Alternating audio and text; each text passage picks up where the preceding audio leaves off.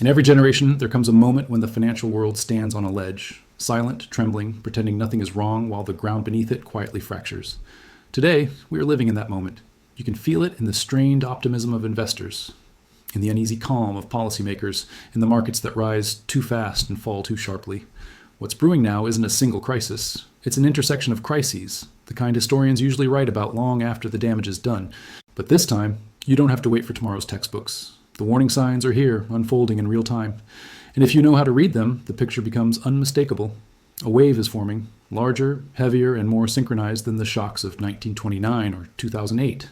Tonight, we look into the mechanics of a collapse years in the making, and now dangerously close. Welcome to Wealth Woven, the place where the past and the present collide, to reveal the hidden forces that shape our financial lives. Here, we explore more than money. We uncover the human decisions, cultural shifts, and historic turning points that silently guide the way we earn, spend, save, and struggle today. The story of financial collapses has always followed a familiar rhythm: exuberance, denial, unraveling, and reckoning. But the pattern building today carries a tone the world hasn't heard before. Our previous crises were largely single-threaded. The Great Depression was ignited by a runaway stock market. The Great Recession was fueled by housing excess and mortgage engineering. But what we're now confronting is a synchronized distortion across nearly every major asset class. And when distortions sink, collapses don't happen in stages, they happen in waves. To understand why this moment is different, consider the backbone of modern finance: valuation.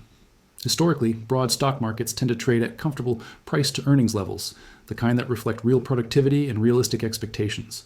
Today, however, valuations hover significantly above long-term norms, hovering near levels reached only during the peak years before major corrections. But there's a twist. Unlike the exuberant sectors of the past, this time, the overvaluation is concentrated in a handful of megacorporations that have grown so large they function almost like economic continents rather than companies. Tech giants aren't just influencing markets, they're setting gravitational fields. A stumble in one of these firms can pull the entire index downward. And because their valuations have been propelled not only by earnings, but by expectations of technological revolution, any shift in sentiment creates instability on a scale never seen before. This isn't about whether innovation is real. It is. It's about whether markets have priced in the future too aggressively, too quickly. Meanwhile, the psychological element is shifting. Retail investors, empowered by modern trading apps, have taken leverage positions at levels surpassing previous eras.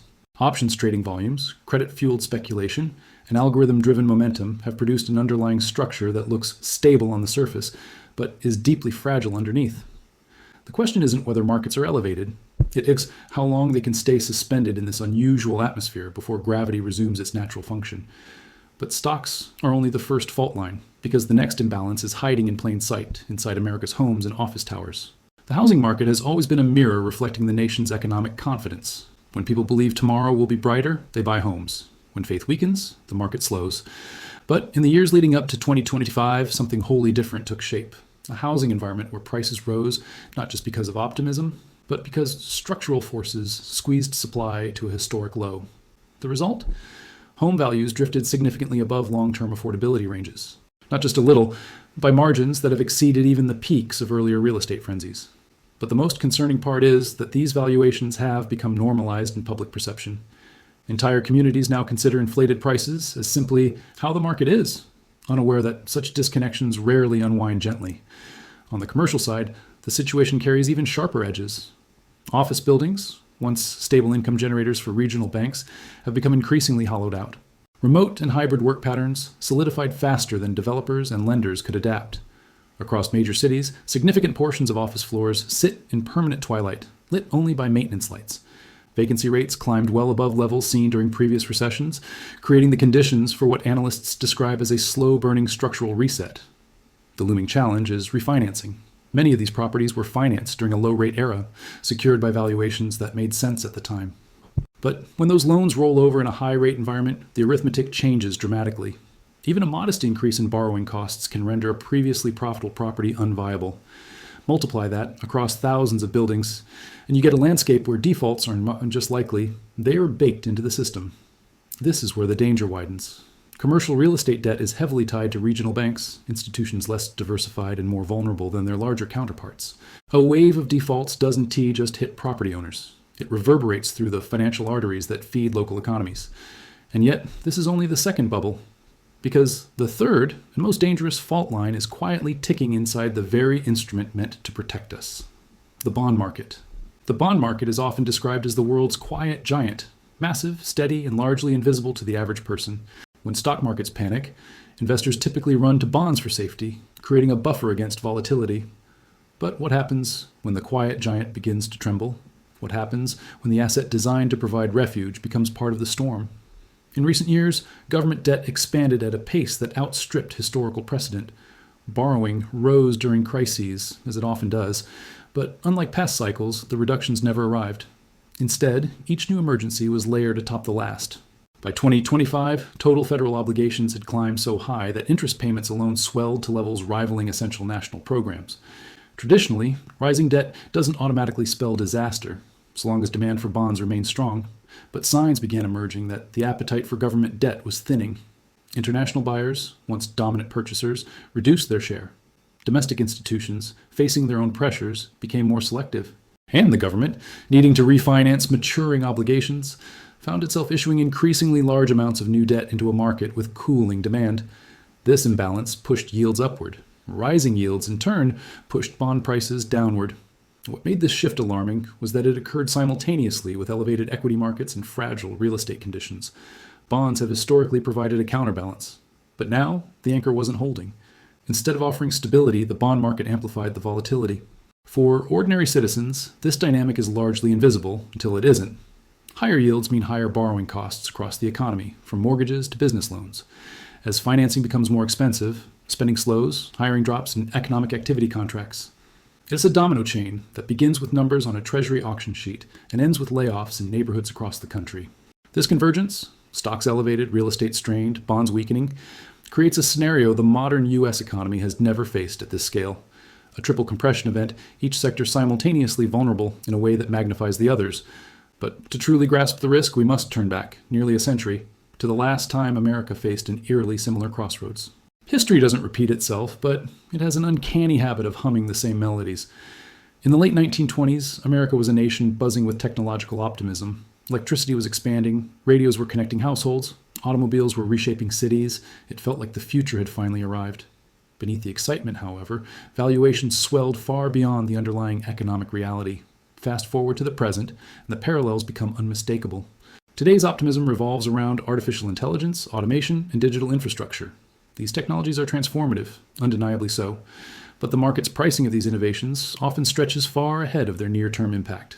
Just as 1929 investors believed that new technology created a permanent plateau, some modern analysts echo similar sentiments around AI and digital expansion.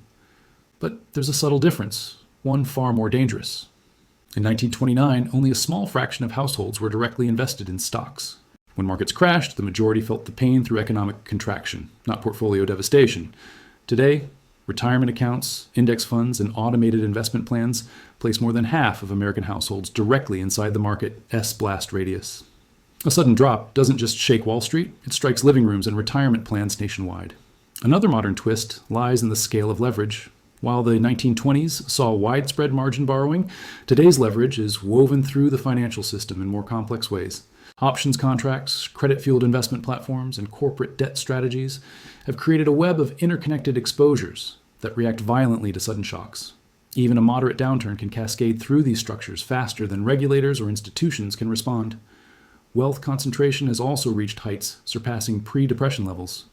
When economic stability depends heavily on the decisions of a small segment of ultra-wealthy investors, the entire system becomes more sensitive to shifts in sentiment. If the top tier stops spending or reallocates capital defensively, the ripple effects spread rapidly through the consumer economy. These echoes, from valuations to leverage to concentration, don't guarantee a repeat of 1929, but they serve as the kind of structural warnings historians recognize only in hindsight. Yet, if 1929 offers a cautionary rhyme, 2008 provides the closest blueprint for understanding the next major fracture. The 2008 crisis began with a simple premise. People borrowed money for homes they couldn't afford, packaged into financial products few truly understood. When prices stopped rising, the system unraveled. But the defining feature of that era wasn't the mortgages, it was the layering of risk upon risk, hidden behind complex financial engineering. Today, that same pattern exists, only it's spread far beyond housing. Auto loans now stretch for terms as long as 7 years, often issued to borrowers already juggling significant debt. Credit card balances have climbed to historic highs, with interest rates that make repayment nearly impossible for many households. Student loans, dormant for years during temporary relief periods, reawaken to find millions of borrowers struggling to resume payments. Corporate debt presents an even more complicated picture. Over the past decade, companies borrowed extensively to buy back shares, boost valuations, and finance expansions. But this borrowing occurred during an era of low rates. As refinancing cycles arrive, firms face significantly higher costs, squeezing margins at the very moment consumer demand begins weakening. Layered atop this are financial derivatives, contracts whose value derives from interest rates, credit events, or market movements. Their notional value is massive, dwarfing global economic output many times over. While most of these instruments are hedges, some represent speculative positions that can amplify market stresses dramatically. In a stable environment, they hum quietly in the background. In a volatile one, they become accelerants. In 2008, the Federal Reserve and Treasury had tools available: rate cuts, quantitative easing, emergency lending programs. They stabilized the financial system by injecting liquidity and absorbing toxic assets. But those tools were used repeatedly in the years that followed. Balance sheets expanded, rates stayed low, the system grew accustomed to support. And now, with inflation pressures and elevated debt levels, those same tools offer limited effectiveness. The result is an economy with vulnerabilities across consumer, corporate, and financial sectors, all interconnected through leveraged structures and dependent on low borrowing costs. A shock in one area no longer stays contained. To understand when these vulnerabilities might converge, we must study the economic signals that have predicted every major recession in modern history. Among economic indicators, few possess a track record as consistent as the yield curve, the relationship between short-term and long-term interest rates. When short-term rates rise above long-term rates, it signals stress in the system. This inversion doesn't cause recessions, but it reliably precedes them. For decades, the pattern held with remarkable accuracy. In recent years, the yield curve inverted and remained inverted for an extended period, signaling growing tension beneath the surface. Historically, recessions tend to begin after the curve returns to normal, not during the inversion itself. This lag creates a deceptive sense of safety. Markets breathe a sigh of relief as the curve corrects, unaware that the correction often marks the countdown to the downturn. Other indicators have joined the chorus. Consumer delinquencies started rising, particularly in categories with high interest burdens. Credit card borrowers, stretched thin by rising living costs, began missing payments at rates not seen in over a decade. Auto loan defaults climbed steadily, reflecting the pressures facing households balancing multiple debts. The labor market, long hailed as a pillar of strength, also began showing subtle cracks. Unemployment ticked upward, not dramatically, but steadily enough to raise questions. Historically, even small increases in joblessness can trigger broader slowdowns, as reduced consumer spending ripples through the economy. Economists track a rule of thumb. When unemployment rises a certain amount from its recent low, recession often follows. And recent trends placed the economy uncomfortably near that threshold. Commercial real estate data added another layer of concern. Vacancy rates rose. Refinancing risks mounted. Small and mid-sized banks, those with heavy exposure to property loans, reported mounting stress. Even institutions considered stable faced pressure as depositors shifted funds or sought higher-yielding alternatives. Taken individually, each signal suggests caution. Taken together, they paint a picture of a system entering a transitional phase, one where momentum slows, debt burdens intensify, and consumers begin to pull back. This is the silent stage before economic turbulence becomes visible. But what happens when these pressures collide with structural weaknesses inside the banking system itself? Banks function as the circulatory system of the economy. When they flow smoothly, businesses grow, households borrow, and markets stabilize. But when the system clogs, even briefly, the effects spread rapidly. The regional banking sector in particular has long been a critical lifeline for local economies. Yet in recent years, these institutions have faced pressures familiar to financial historians, but amplified for the modern era. The first tremors appeared when a handful of regional banks faced sudden liquidity crises. In several cases, rapid withdrawals forced closures or emergency acquisitions.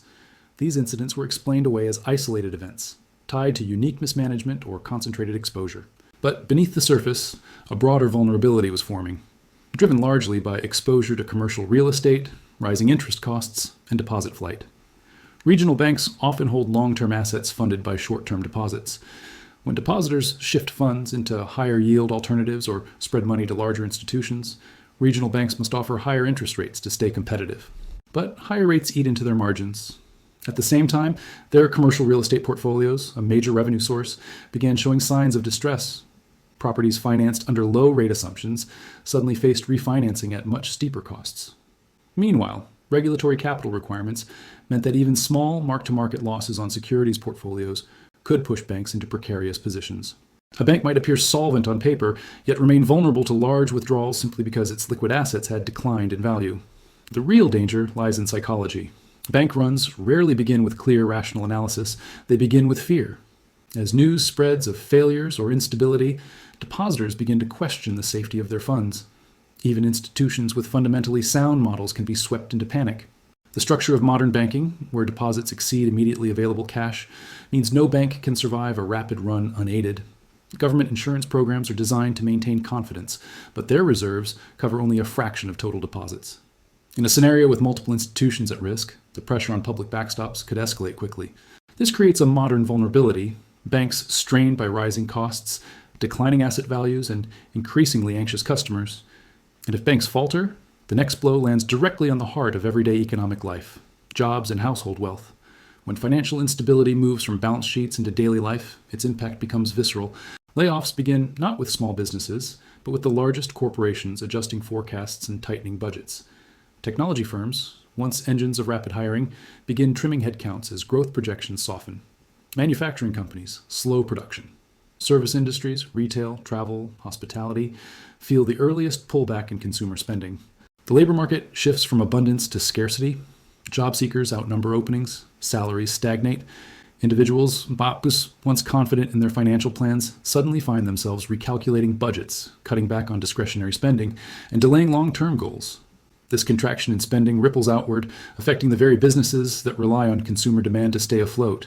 For retirees or those nearing retirement, the situation becomes especially painful.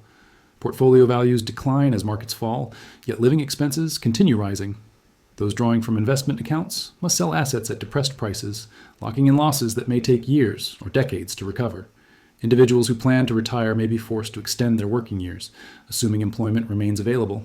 Homeowners face a separate challenge as property values begin adjusting downward. Rising mortgage rates limit the pool of qualified buyers. Those who purchased recently or refinanced aggressively may find themselves owing more than their homes are worth. This negative equity limits mobility and traps families in financial positions they didn't anticipate. Small businesses, barbershops, local diners, community businesses struggle as foot traffic declines. Many operate on thin margins. A few months of reduced revenue can push them into insolvency. Meanwhile, large corporations with access to capital survive, increasing consolidation across industries and reducing local economic diversity. The psychological effects are equally damaging. Economic downturns breed stress, uncertainty, and reduced confidence. Families change behaviors, communities slow down, and broader social tensions rise. This shift from financial distress to economic hardship is where recessions transform into defining generational events. But the deepest transformation occurs not just in wallets or markets, but in the national psyche and political landscape. Economic upheaval rarely confines itself to numbers and charts. It reshapes societies. During the Great Depression, widespread unemployment and financial ruin fueled political realignments across the globe. In 2008, distrust in institutions surged as people questioned whether the system worked for everyone, or only for the powerful. Today, similar tensions are brewing. As costs rise, wages stagnate, and volatility becomes the norm, frustration builds. People feel overlooked, unheard, and unprotected. Economic stress exposes existing divides and creates new ones. Individuals search for answers, and often for someone to blame. Periods of financial strain tend to amplify political polarization. On one side, movements emerge calling for increased intervention, safety nets, and stricter controls on corporations. On the other, voices argue for deregulation, fiscal restraint, and reduced government involvement. Both sides believe their approach is the path to stability. Economic uncertainty makes these debates sharper, louder, and more emotionally charged. Historically, such periods create fertile ground for new political figures, leaders who promise bold, sweeping change. Some bring hope, others exploit fear. The direction a nation takes often depends on whether citizens feel informed and empowered or anxious and divided. Social cohesion also faces strain. Economic stress influences crime rates, mental health trends, and public trust.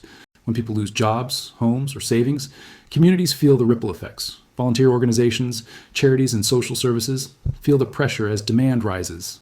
Families make difficult choices about education, healthcare, and housing.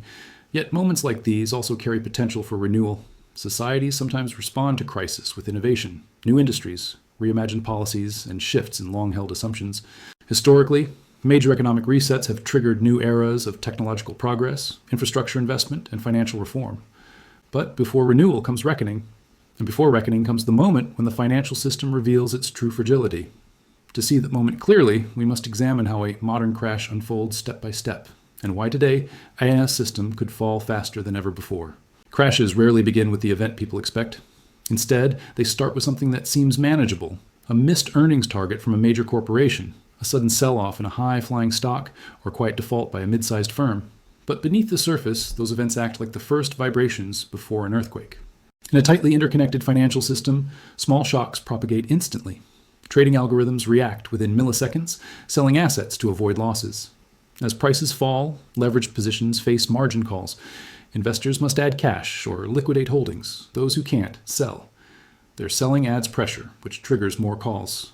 A downward spiral begins. In previous decades, circuit breakers slowed this chain reaction.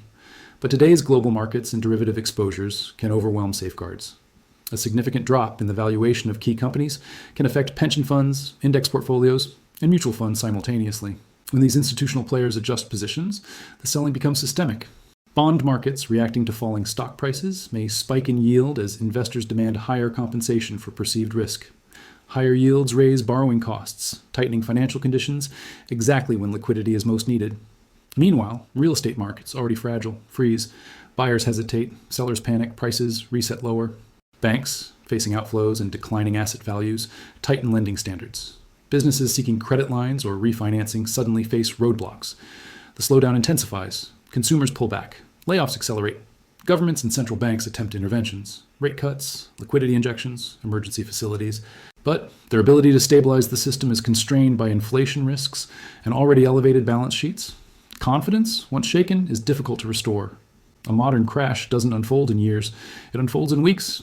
And recovery doesn't depend solely on policy. It depends on trust. Once trust erodes, rebuilding it becomes slow, painful, and unpredictable. What emerges afterward is a redefined economic landscape, one shaped by the lessons learned, the mistakes exposed, and the resilience of those who prepare early. If this deep dive opened your eyes to the hidden fractures shaping our financial future, make sure to like, share, and subscribe to Wealth Woven. Your support helps us bring more powerful, research-driven insights to viewers around the world. And trust me, you won't want to miss what's coming next. In our upcoming video, we'll break down why your savings are trapped, the 2026 collapse versus 1929. It's a comparison few people have seen, and everyone needs to understand. Stay prepared, stay informed, and stay woven into the wealth of knowledge.